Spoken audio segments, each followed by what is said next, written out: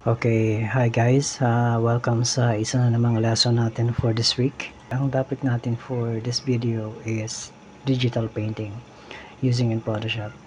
Mapapansin niyo na nakabakas yung screen ko, no? Hindi ko na na-record yung pagsimula ko gawa ng hindi ko plan na ibigay yung tutorials na to kasi I'm doing this background para sa isang IP ko na entitled Lives of Beaches. So para hindi rin masayang, i-share ko na sa inyo yung process ko pag gumagawa ako ng digital painting using in Photoshop. So hindi na tayo magtatagal pa, so mag-jump na tayo sa lesson. Okay, so now, mapapansin niyo na dito sa sa canvas ko is lahat is plain color lang, rough lang.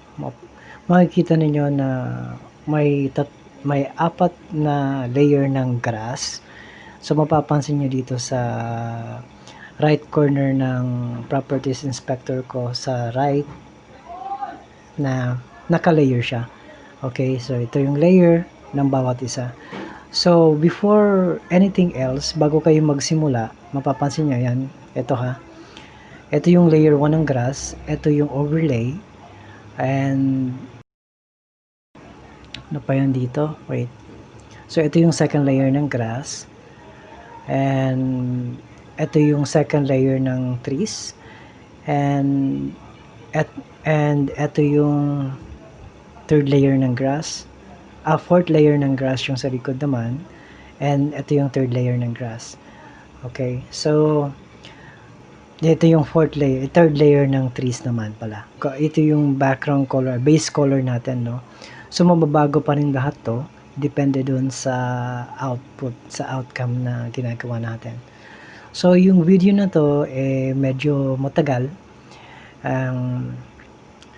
Pwedeng hatiin ko to sa pag hindi natin makayanan.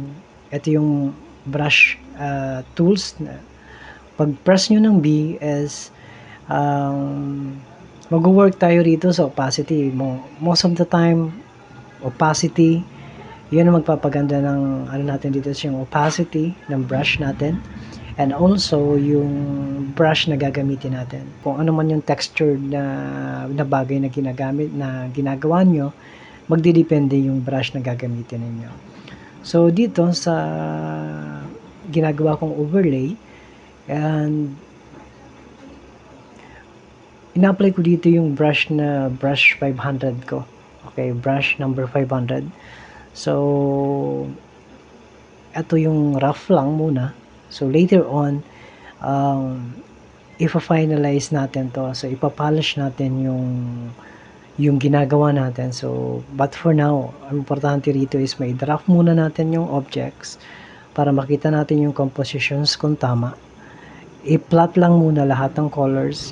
Diyan, ganun ako pag gumagawa ng background. So, medyo, I think, pag hindi ko to ita-timelapse, abutin tayo ng 8 hours to 10 hours pag gumagawa ako ng background na yung maganda yung quality. Gaya ng iba na mapapansin niyo pag kumukuha kayo ng trabaho online, especially in Facebook, yung mga post sa group. And mapapansin niyo na halos hingi nila yung services ninyo.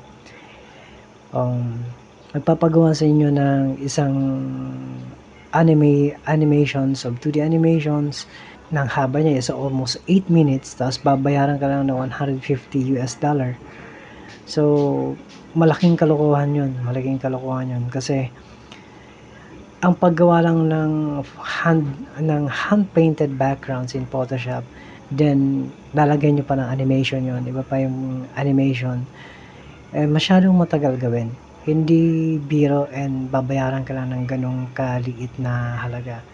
But there are artists na talagang kinakagat yan. Pero hanggat sa maaari,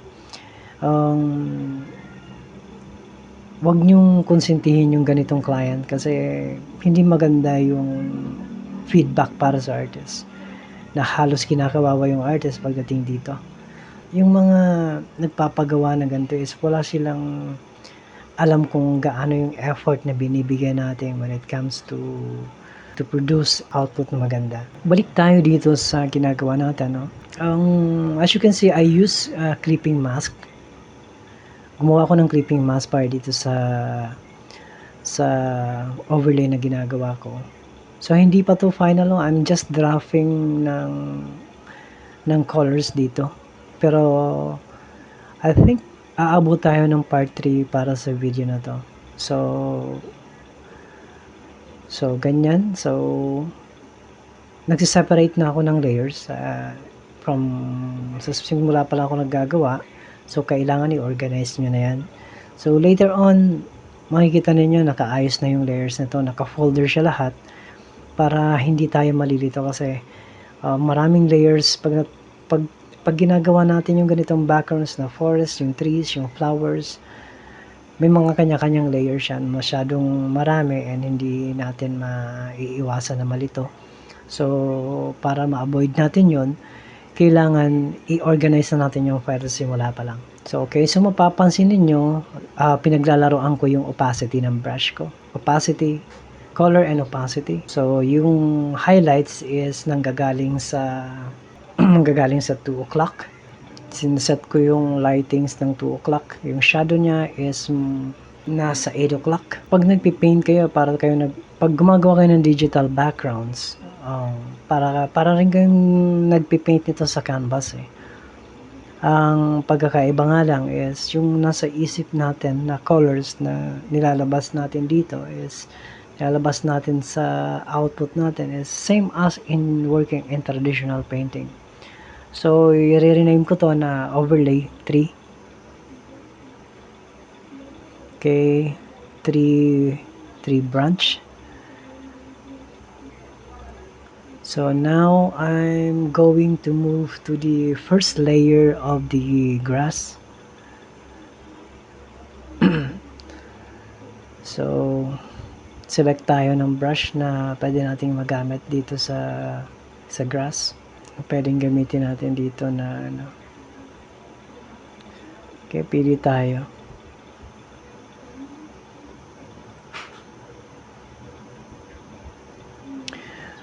So depende sa inyo, no? Kasi isa sa importante rito is makakapagpili kayo ng mga brushes na pwede nyo magamit. Okay.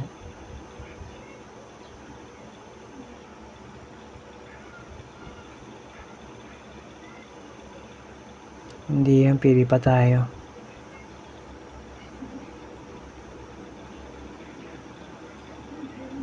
Sa una lang matagal kasi syempre hahanapin nyo yung brush na bagay sa gagawin nyo na object. Pero pag nakapagpili naman na kayo nyan is madali na yung mga susunod na proseso ninyo.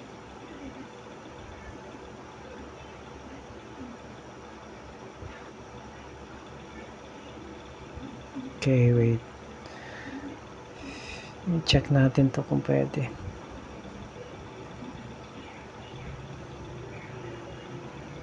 Adjust muna natin yung opacity nito para ma-check lang natin kung mag-work to dito sa grass.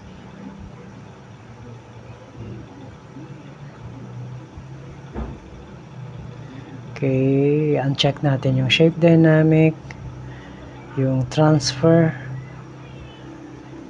I think pwede to. Sige, ito na muna yung i-ano natin po dito sa grass.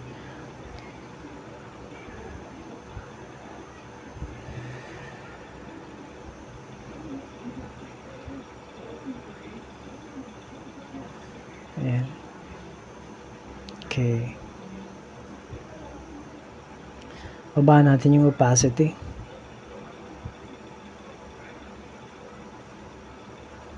Ayan, okay na to. Pwede to dito sa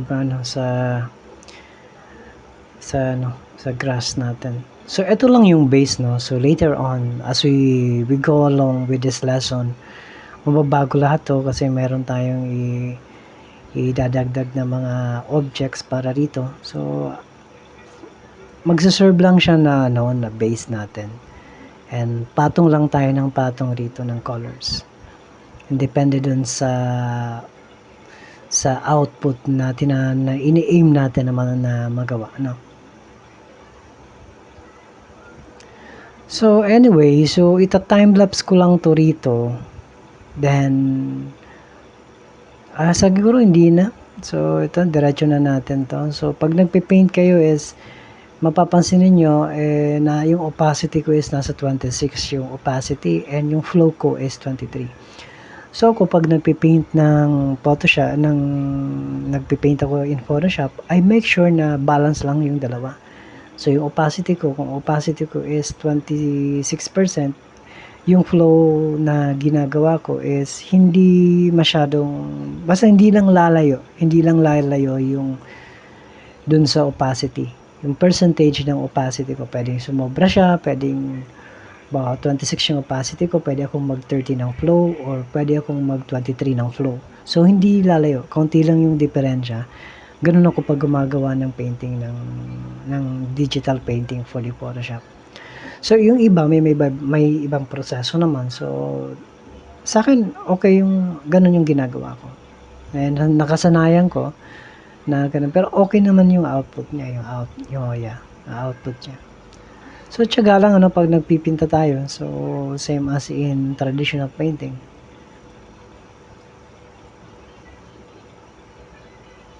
Pag sa Photoshop kasi ginagamit nyo, ang pinakaunang aaralin nyo dito is yung tools niya. Yung tools, yung capability, yung technical issue sa Photoshop. Pag nagpipaint kayo, is yung unang kailangan malaman ninyo Hindi kailangan i-master ninyo muna. So, natural kung yung source of income mo is painter ka talaga and ang task mo talaga is, yung primary source of income mo is digital painting. So, kailangan mo talagang i-master yung software na para sa'yo. Okay, para mai-enhance mo pa yung craft mo. So, okay. Sa akin kasi yung nag-decide ako na mag-freelance is inaral ko lahat ng kailangan na software para at least pag hiningi sa'yo ng client ng ganito, alam mo kung paano mo i-convert yung files, saan mo gagawin yung project mo.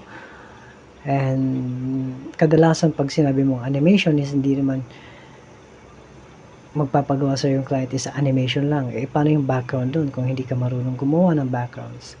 Hindi ka marunong ng digital painting. So, as much as possible, aralin mo yung mga softwares na kailangan dun sa profession mo. Okay, so it takes time, pero kailangan mong gawin.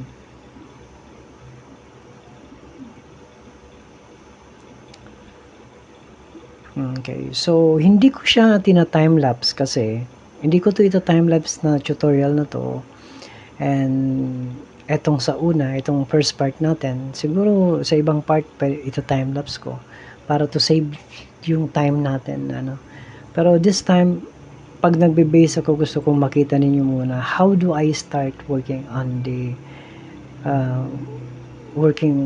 backgrounds para at least meron kayong idea and gaano ba siya talaga kabilis gawin, and para makita rin ng iba na yung mga nagpapagawa mostly yung mga subcontractor na madali nilang sabihin na ganito yung price, hindi sila nag-agree when in terms to pricing kasi wala silang idea how it works, kung paano ginagawa yung isang output, yung isang artwork. So right now, nagbago ako ng tone. So, etong tone na to is nagbago ako ng layer. Mapapansin nyo, nag-add ako ng layer para dito sa highlight ng grass. Ito yung lightings. Nasa ibabaw siya ng yellow. Kanina, mapapansin niyo is the green. And the second is the golden yellow. And now, mas lighter ang inaano ko sa lighter yellow. And mas binabaan ko yung opacity of 21 to 21%. Halos parehas na yung percentage ng flow and opacity. Okay? So yan, dadahan-dahanin nyo lang yan. So, huwag niyong madaliin kasi babalance niyo pag nagpapalaki kayo so pag nagzo-zoom in and zoom out kayo, ang shortcut key na gagamitin niyo is control negative and control positive. Okay? So pag nagde-drag kayo ng canvas ninyo is hold yung space bar, then click nyo lang kung saan nyo ipo-point yung cursor. Okay? So dito guys, pag gumagawa kayo ng digital painting, hindi pwedeng mouse lang, no? Pwede rin naman pero mamahihirapan kayo. So much better na magtrabaho kayo, gawin nyo yung in smart way. Huwag nyong pahirapan sarili niyo. So I do recommend na you should invest dun sa materials na kailangan ng profession ninyo.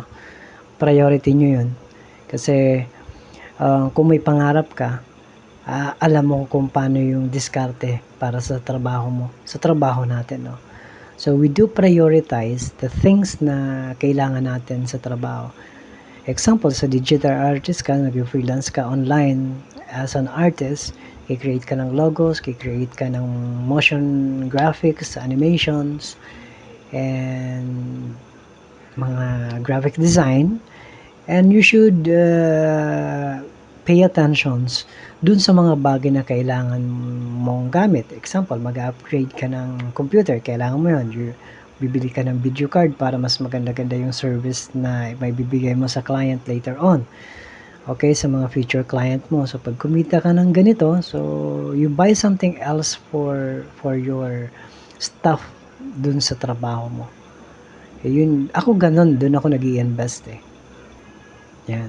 So, tiyaga lang to pag nagpipaint kayo. Then, find out ninyo kung ano pa yung kulang. So, as you go along painting,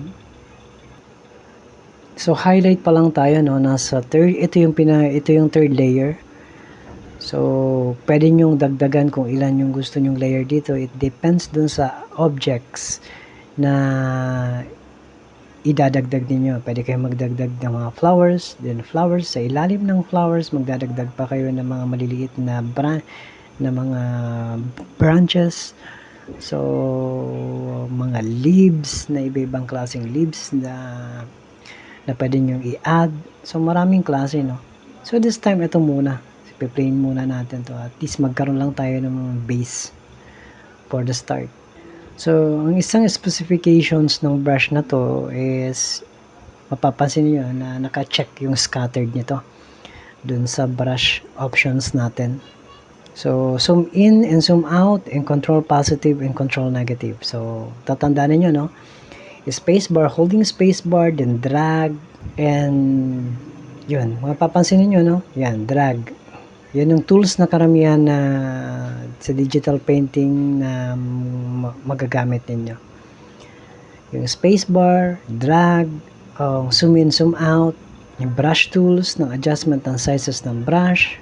Ito yung close and open bracket. Close and open bracket, yun yung pagpalaki ng brush nyo sa Photoshop.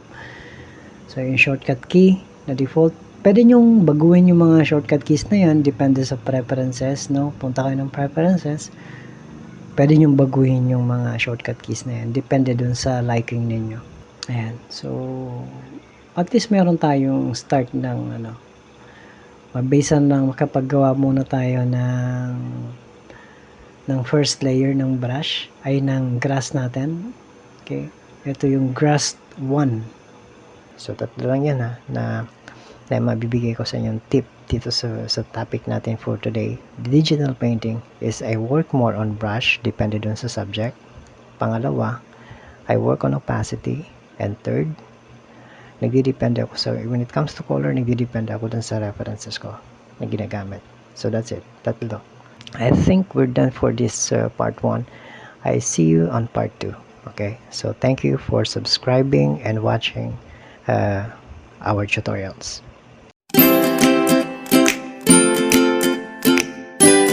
Kung bago lang kayo sa channel na to, huwag niyo pong kalimutan mag-subscribe at hit niyo ang notification bell para every time na mag-upload kami ng bagong video, mananotify po kayo.